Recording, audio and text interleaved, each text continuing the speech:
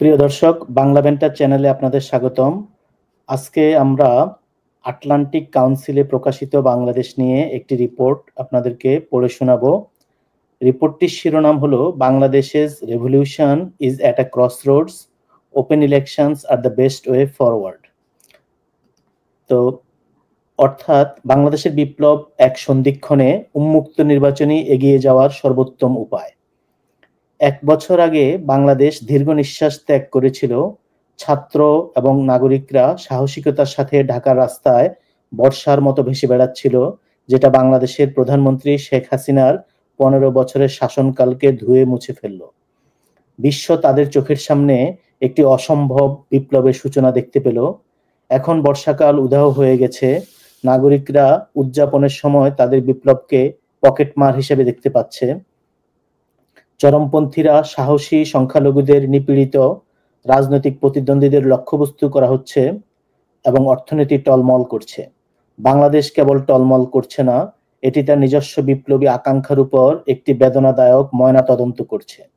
অবাধ, সুষ্ঠু এবং অন্তর্ভুক্তিমূলক নির্বাচন ছাড়া শীঘ্রই জাতি গণতন্ত্রের দ্বার প্রান্তে নয়, বরং নৈরাজ্যের দ্বার প্রান্তে ঠেলে দিচ্ছে। 5 আগস্ট 2024-এ হাসিনার পতনের পরের সপ্তাহগুলিতে সতর্কীকরণের লক্ষণগুলি জ্বলে ওঠে। ধর্মীয় চরমপন্থীরা দেশ জুড়ে ভাস্কর্য এবং শিল্পকর্ম ভেঙে ফেলে। এর পরপরই আল কায়েদার সরকারি মিডিয়া শাখা আস-সাহাব 12 পৃষ্ঠার একটি বার্তা প্রকাশ করে, যেখানে এই ঘটনাকে মুসলমানদের বিজয় হিসেবে অভিহিত করে ভাস্কর্য ধ্বংসের প্রশংসা করা হয় এবং বাংলাদেশকে এই অঞ্চলে ইসলামের বিজয়ের আশার আলো হিসেবে চিত্রিত করা হয়। এরপর মার্চ মাসে 2009 সাল থেকে বাংলাদেশের সন্ত্রাসী হিসেবে ঘোষিত হিজবুত তাহরীর ঢাকার রাস্তায় খিলাফতের জন্য মার্চ নিয়ে মিছিল করে, অগ্রিম প্রচারণার মাধ্যমে এবং অর্থবহ সরকারি হস্তক্ষেপ ছাড়াই। এই সন্ত্রাসীদের কারচুপি বিচ্ছিন্নভাবে ঘটেনি। অন্তর্বর্তীকালীন সরকারের প্রাথমিক পদক্ষেপ ছিল আল কায়েদা অনুমোদিত আনসার আল ইসলামের শীর্ষ নেতা জসিমউদ্দিন রাহমানের বিরুদ্ধে অভিযোগ প্রত্যাহার করা। শীর্ষ জঙ্গি সহ 15,000-এরও বেশি বন্দী দ্রুত জামিনে মুক্তি পেয়েছে।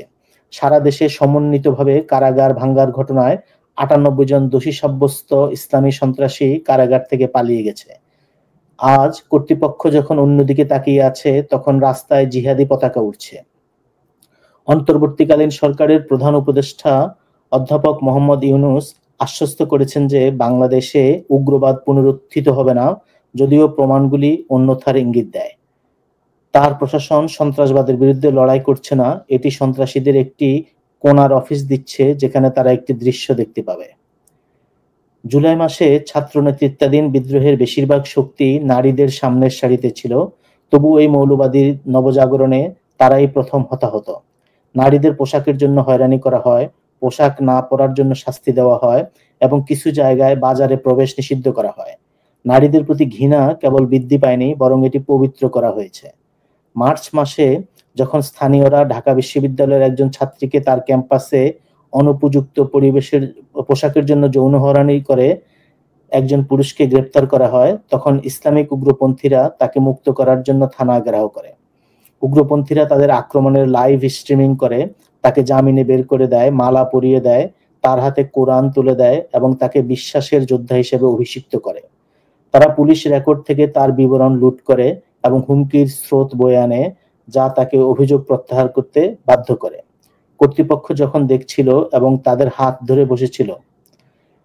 জুন মাসে কমপক্ষে 2টি অনুরূপ ঘটনায় যারা প্রকাশ্যে মহিলাদের মারধর করেছিল তারা জামিনে মুক্তি পায় এবং বিজয় কুচকাওয়াজের মাধ্যমে বীরত্বপূর্ণ স্বাগত পায়। বাংলাদেশের বহুত্ববাদী পরিচয়ের উপর আক্রমণ নারীদের প্রান্তিকীকরণের সাথে সাদৃশ্যপূর্ণ। অন্তর্বর্তীকালীন সরকার ক্ষমতা গ্রহণের পরে ধর্মীয় সংখ্যালঘুরা নতুন করে সহিংসতার মুখোমুখি হয়েছে।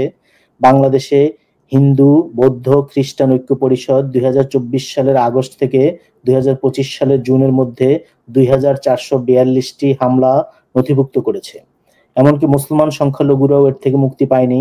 ঐতিহ্যগতভাবে ইসলামী জঙ্গিদের লক্ষ্যবস্তুতে পরিণত হওয়া কয়েক ডজন সুফি মাজার এবং আহমদিয়া মসজিদ ধ্বংস করা হয়েছে। মুখোমুখি হলে ইউনূস মাথা চুলকানোর মতো প্রতিরক্ষা করেছিলেন, এগুলি ছিল রাজনৈতিক আক্রমণ, সাম্প্রদায়িক নয়। এই প্রতিরক্ষা খুব একটা ক্ষমার যোগ্য নয়। যদি মুখের দিকে তাকানো হয় তাহলে বোঝা যায় যে সংখ্যালঘুরা ঐতিহ্যগতভাবে পতনশীল শাসনের সমর্থক, আওয়ামী লীগের সমর্থক ছিল। এখন তাদের দুর্দশার প্রতি উদাসীন একটি রাষ্ট্র কর্তৃক লক্ষ্যবস্তু পরিত্যক্তের সম্মুখীন হচ্ছে। সরকার মাঝে মাঝে হস্তক্ষেপের ফলে আক্রমণ কমেছে, তবে এখনো তা উদ্বেগজনক হারে অব্যাহত রয়েছে। অন্তর্বর্তীকালীন সরকার আইনের শাসন পুনরুদ্ধারের প্রতিশ্রুতি দিয়েছিল। তাদের কাছে পূর্ববর্তী সরকারের সবচেয়ে অন্ধকার উত্তরাধিকার ছিল জোরপূর্বক গুম এবং হেফাজতে হত্যার প্রতি তাদের ঝোঁক। তবুও বাংলাদেশ এখন এক ভয়াবহ অস্থিরতার মধ্য দিয়ে যাচ্ছে। এই সরকারের প্রথম 11 মাসে বিচার বহির্ভূত হত্যাকাণ্ডে 27 জন মারা গেছে বলে জানা যায়, যা 2023 সালের মোট সংখ্যার চেয়ে 7টি বেশি।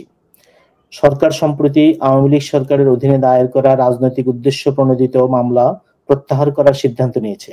তবুও হাসিনার পতনের পরে 3 লক্ষেরও বেশি মানুষ এখন হত্যা এবং সম্পর্কিত অভিযোগের মুখোমুখি। প্রতিবেদনে বলা হয়েছে যে এই মামলাগুলিতে সাংবাদিক, মানবাধিকার কর্মী, সেলিব্রিটি, মূলত যারা প্রাক্তন সরকারের ঘনিষ্ঠ বলে মনে হয়েছিল, তাদেরকে লক্ষ্য করে বানোয়াট অভিযোগ অন্তর্ভুক্ত করা হয়েছে।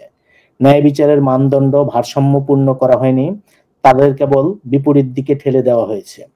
সাধারণ বাংলাদেশিদের কাছে এই সরকার গতকালের অন্যায়ের নিন্দা করার পাশাপাশি আগামীকালের অন্যায়কে পরিমার্জন করার শিল্পে দক্ষতা অর্জন করেছে। আইন শৃঙ্খলা পরিস্থিতির অবনতি এতটাই যে তা স্বীকৃতির বাইরে। দেশে এখন অপরাধ ছড়িয়ে পড়েছে, অন্যদিকে জনতা রাস্তায় নির্বিচারে চলাফেরা করছে। সরকার ক্ষমতা গ্রহণের পর থেকে বাংলাদেশে 179টি গণহত্যার ঘটনা ঘটেছে।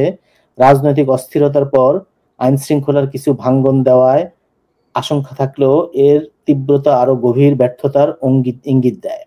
সরকার জোর দিয়ে বলছে যে পুলিশ পুরোপুরি সক্রিয় নয়। জুলাইয়ের সংঘর্ষের সময় তাদের সহিংস কর্মকাণ্ডের কারণে এখনো হতাশ হয়ে আইন শৃঙ্খলা রক্ষাকারী বাহিনীর মনোবল ভেঙে পড়েছে। তবুও লক্ষণীয় বিষয় হলো, সরকার যখন এই ফেব্রুয়ারিতে জনশৃঙ্খলা ফিরিয়ে আনার জন্য অপারেশন ডেভিল হান্ট শুরু করে, তখন এই হতাশ পুলিশ বাহিনী প্রায় 20,000 লোককে গ্রেপ্তার করে, প্রায় একচেটিয়াভাবে আওয়ামী লীগ সমর্থক, প্রায়শই দৃশ্যত কাল্পনিক মামলায়। মে মাসে সংখ্যাটি 48,400-তে পৌঁছেছে, সম্ভবত দেশের ইতিহাসে সবচেয়ে বড় গণগ্রেফতার। এটি কোনো হতাশ বাহিনীর সাথে খুব একটা সাদৃশ্যপূর্ণ নয়। পরিবর্তে তাদের মনোবল নির্বাচিতভাবে পুনর্নির্মিত এবং অস্ত্রধারী বলে মনে হয়। নির্বাচন এগিয়ে যাওয়ার একমাত্র উপায়।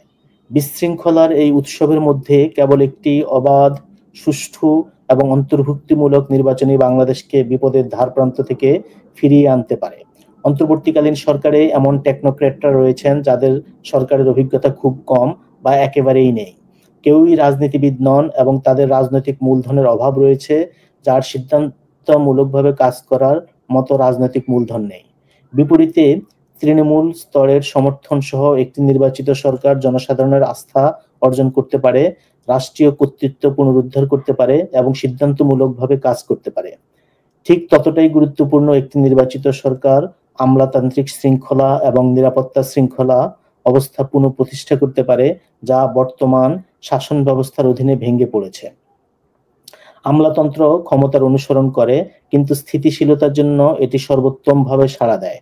নির্বাচনী প্রণোদনার মাধ্যমে একটি গণতান্ত্রিক সরকার কার্যকর শাসন ব্যবস্থা প্রদান এবং চরমপন্থীরা যে নিরাপত্তা শূন্যতা ব্যবহার করে তা পূরণ করার সম্ভাবনা বেশি। বর্তমান শাসন ব্যবস্থা, যা একটি ভেঙে দেওয়া সংসদের উপর পরিচালিত হয়, তার বিপরীতে একটি গণতান্ত্রিক সরকার জনসাধারণ এবং সংসদের কাছে দায়বদ্ধ থাকবে। আশাব্যঞ্জক ইঙ্গিত হিসেবে ইউনূস ঘোষণা করেছিলেন যে বিচার বিভাগীয় ও রাজনৈতিক সংস্কারের পর্যাপ্ত অগ্রগতির জন্য 2026 সালের এপ্রিলে এবং সম্ভবত ফেব্রুয়ারির মধ্যেই নির্বাচন অনুষ্ঠিত হতে পারে। তবে নির্বাচনের উপর এখনো অনিশ্চয়তা রয়েছে। সন্দেহ আরো বেড়েছে যে সরকার ইচ্ছাকৃতভাবে নির্বাচন স্থগিত করেছে, যাতে 2024 সালের জুলাইয়ের অভ্যুত্থানের ছাত্র নেতাদের দ্বারা তৈরি ন্যাশনাল সিটিজেন পার্টি বা এনসিপি এবং তার ইসলামপন্থী মিত্রদের রাস্তার প্রভাবকে নির্বাচনী কার্যকারিতায় রূপান্তরিত করার জন্য সময় দেওয়া যায়। কিন্তু বিলম্ব কেবল সংকটকে আরো গভীর করে। 1 বছরের মধ্যে অন্তর্বর্তীকালীন সরকার কোনো অর্থবহ সংস্কার আনতে পারেনি। প্রতিটি দিন বাংলাদেশকে স্থিতিশীলতাকে ছিঁড়ে ফেলছে এবং অগণতান্ত্রিক শক্তিগুলি তাদের নিয়ন্ত্রণ শক্ত করে তুলছে। আরো অনেক বিলম্ব এবং বাংলাদেশ গণতন্ত্রের খাড়া ঢাল থেকে সম্পূর্ণরূপে বিচ্ছিন্ন হওয়ার আগে তার চূড়ান্ত প্রস্থান পথ মিস করতে পারে। সময়ের বাইরে গুরুত্বপূর্ণ প্রশ্ন হলো, কে অংশগ্রহণ করতে পারবে? হাসিনার পতনশীল দল কি ব্যালটে উপস্থিত হবে? জাতীয় নিরাপত্তার উদ্বেগের কথা উল্লেখ করে এনসিপি এবং বেশ কয়েকটি ইসলামপন্থী দলের চাপের পর অন্তর্বর্তী সরকার আওয়ামী লীগ এবং তার সহযোগী সংগঠনগুলির সকল কার্যক্রম নিষিদ্ধ করে। নির্বাচন কমিশন আওয়ামী লীগের নিবন্ধনও স্থগিত করে, যা পরবর্তী নির্বাচন থেকে কার্যকরভাবে নিষিদ্ধ করে। সরকার আওয়ামী লীগের বিরুদ্ধে কোনো অনুশোচনা না দেখানো এবং অস্থিরতা তৈরির অভিযোগও করেছে, যা জনগণকে ক্ষুব্ধ করে। আওয়ামী লীগের সমালোচকদের কাছে প্রচুর অস্ত্র রয়েছে। 15 বছরের শাসনকাল ক্রমশ কম প্রতিযোগিতামূলক নির্বাচন, নিয়মতান্ত্রিক দুর্নীতি, ভিন্ন মত দমন এবং জুলাই মাসে 8 শতাধিক মানুষের প্রাণহানির প্রতিবাদে সহিংস দমনের মাধ্যমে চিহ্নিত। ক্রোধের জায়গা আছে, কিন্তু গণতন্ত্র প্রতিহিংসার পরিবর্তে পছন্দের উপর বিকশিত হয়। আওয়ামী লীগের নেতাদের আইনি বিচার আওয়ামী লীগের নির্বাচনী অংশগ্রহণের সাথে সহাবস্থান করতে পারে এবং করা উচিত। ব্যালটে দলকে অনুমতি দেওয়া দোষী সাব্যস্ত করার সময় নয়। পরিবর্তে এটি এমন সমর্থকদের সম্মিলিত শাস্তি ছাড়াই ন্যায় বিচার নিশ্চিত করে যারা দোষী ছিল না। বাংলাদেশের ইতিহাসে সবচেয়ে বেশি নির্বাচনে জয়ী, প্রতিষ্ঠায় ভূমিকা পালনকারী এবং উল্লেখযোগ্য ভোটার ভিত্তি ধরে রাখা রাজনৈতিক দলকে নিষিদ্ধ করার ফলে কর্তৃত্ববাদী কৌশলের পুনরাবৃত্তি হওয়ার ঝুঁকি রয়েছে, যার জন্য আওয়ামী লীগ নিজেই প্রায়শই অভিযুক্ত। এই ধরনের বর্জন কার্যকরভাবে ভোটারদের একটি উল্লেখযোগ্য অংশকে ভোটাধিকার থেকে বঞ্চিত করতে পারে, নির্বাচনী বৈধতা ক্ষুণ্ণ করতে পারে এবং রাজনীতিকে আবার রাস্তায় ঠেলে দিতে পারে, এবং একটি বিপজ্জনক নজির স্থাপন করতে পারে যেখানে প্রতিটি সরকার তাদের প্রতিদ্বন্দ্বীদেরকে নির্মূল করে। বাংলাদেশের হারানো বিপ্লব তার সত্যের মুহূর্তে পৌঁছেছে। একটি প্রতিশ্রুতিশীল বিদ্রোহ হিসেবে যা শুরু হয়েছিল তা এখন বিপজ্জনকভাবে উৎখাত করার চেষ্টায় পরিণত হয়েছে। এমন একটি ব্যবস্থা যেখানে নীতি নয়, ক্ষমতায় নির্ধারণ করে যে কারা গণতন্ত্রে অংশগ্রহণ করবে। এগিয়ে যাওয়ার পথ স্পষ্ট, কঠিন হলেও শীঘ্রই নির্বাচন অনুষ্ঠান করুন।